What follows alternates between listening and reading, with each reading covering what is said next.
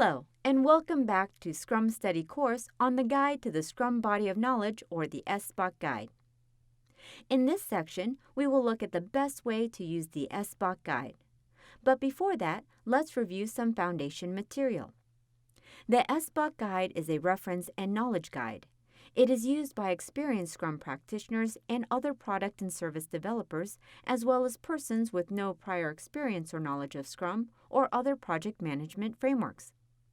In SBOK Guide, you will find that the contents are organized for easy reference by the 3 Scrum core team roles, that of the product owner, Scrum Master, and the Scrum team.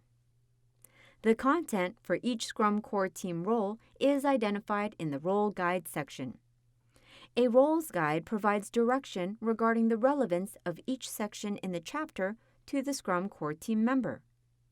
The chapters covering the 6 Scrum principles and 5 Scrum aspects also includes a role guide.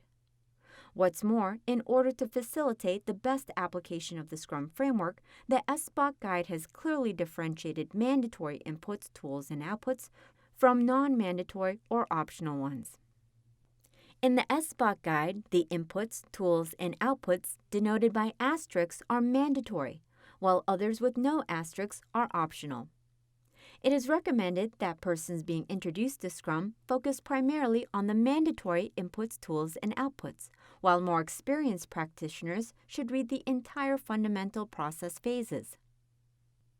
And professionals looking to scale Scrum to large projects and to the enterprise should focus on the additional processes described in chapters 13 and 14. Thank you for learning with us.